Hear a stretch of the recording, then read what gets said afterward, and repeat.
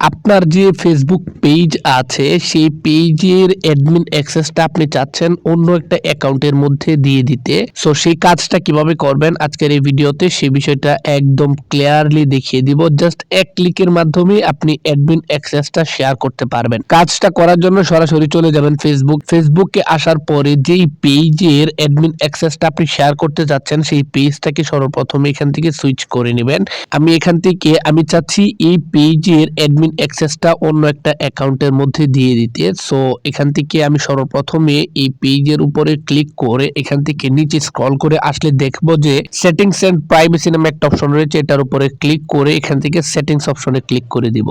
তারপরে এখান থেকে পেজ সেটিংস অপশনে যদি আমি ক্লিক করে এখান থেকে একটু যদি স্ক্রল করে নিচে আসি তাহলে দেখব যে পেজ অ্যাক্সেস নামে একটা অপশন রয়েছে। এই অপশনটা আপনারা সকলেই এখানে পেয়ে যাবেন। এই অপশনের মাধ্যমেই মূলত আপনার পেজের অ্যাক্সেসটা অন্য একটা অ্যাকাউন্টের মধ্যে খুব সহজেই শেয়ার করতে পারবেন। সো আমি এখান থেকে পেজ অ্যাক্সেস অপশনটার উপরে ক্লিক করে দিলাম। তারপরে এখান থেকে যেহেতু আমার এই অ্যাকাউন্টের মধ্যে দেখতে পাচ্ছেন এই পেজটা অ্যালাউ করা আছে, আমি চাচ্ছি অন্য একটা অ্যাকাউন্টের মধ্যে আমার এই পেজের অ্যাডমিন অ্যাক্সেসটা দিয়ে দিতে। সেই কাজটা করার জন্য এখান থেকে অ্যাড নিউ অপশনটার উপরে ক্লিক করে এখান থেকে নেক্সট বাটনে ক্লিক করে দিব। তারপরে যেই অ্যাকাউন্টের মধ্যে আমি আমার এই অ্যাডমিন অ্যাক্সেসটা দিতে চাচ্ছি সেই অ্যাকাউন্টটা এখান থেকে সার্চ করে দিব। সো আমি এখান থেকে আমার সেই অ্যাকাউন্টটা সার্চ করে দিচ্ছি যে অ্যাকাউন্টের মধ্যে আমি এই অ্যাডমিন অ্যাক্সেসটা দিতে চাচ্ছি। অ্যাকাউন্টটা সার্চ করে দেওয়ার পরে আমি চাচ্ছি এই 2 নাম্বার অ্যাকাউন্টের মধ্যে আমি আমার এই পেজের অ্যাডমিন অ্যাক্সেসটা দিতে চাচ্ছি।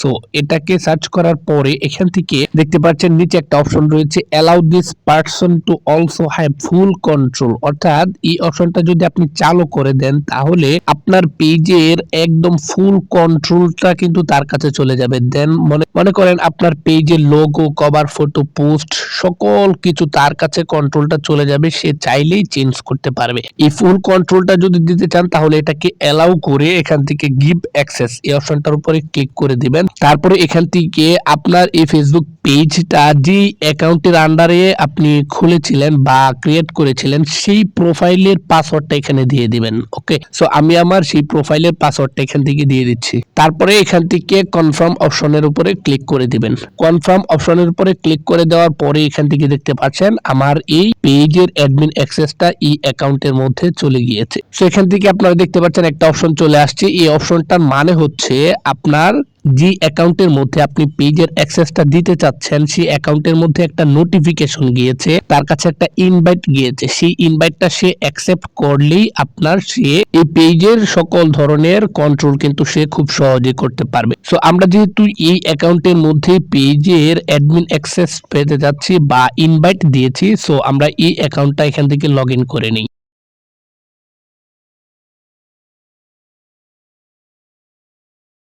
সো ভিউয়ার্স, এখান থেকে আপনারা দেখতে পাচ্ছেন আমি আমার এই অ্যাকাউন্টটা কিন্তু এখান থেকে লগ ইন করে নিয়েছি।